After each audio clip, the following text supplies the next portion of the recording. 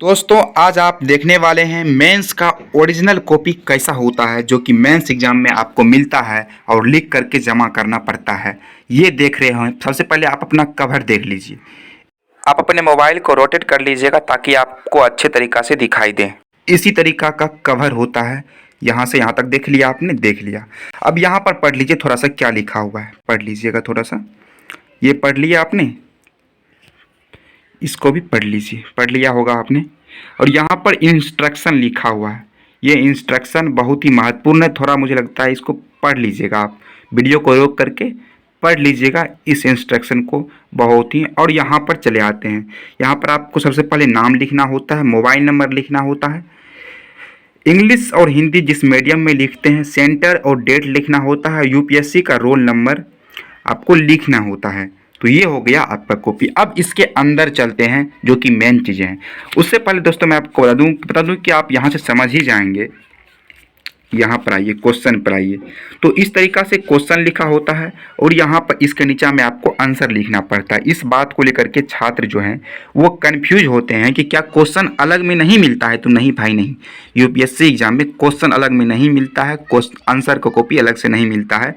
Question भी इसी में होता है। आप देख रहेंगे ये 1 नंबर का क्वेश्चन है और 250 नंबर में का लिखना है आंसर, और इसके नीचे में आंसर लिखना है। और यहाँ से लेकर के और नीचे आपको दिखा रहा हूँ, यहाँ से लेकर के यहाँ तक में आपको आंसर पुराना है, क्योंकि इस पेज में वहाँ तक में आपको आंसर पुराना है 250 वर्ड तक, यहाँ तक में, क्योंकि इस पेज में फिर से दूसरा क्वेश्चन चले आएगा। अगर आप जैसे कि ये क्वेश्चन है 250 वर्ड में लिखना है।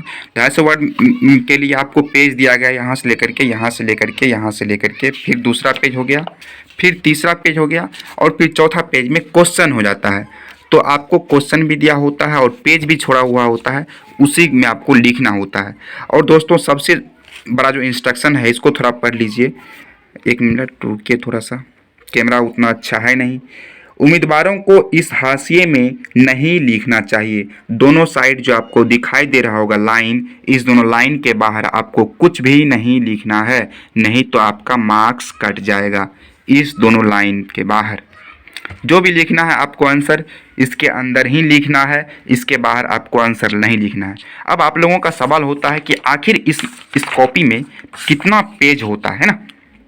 तो पेज तो गिनूंगा मैं यहाँ से ही, चूँकि क्वेश्चन नंबर 1 यहाँ से ही शुरू हुआ है, तो पेज को भी यहाँ से गिनना है।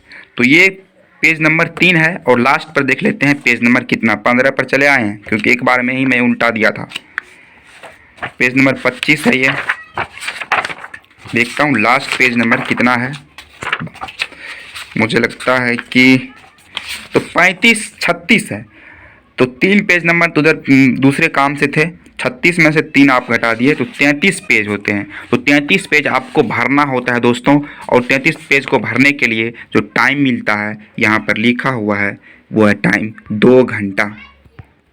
कैमरा अच्छा नहीं यार, तो 2 घंटा आपको टाइम मिलता है 33 पेज को भरने के लिए। और दोस्तों यूपीएससी का ये फार्मूला है कि जब तक आप सभी क्वेश्चन को लिख करके नहीं आएंगे, भले ही आपका आंसर में क्वालिटी नहीं हो, तब तक आपका सिलेक्शन होने का चांस नहीं रहता है।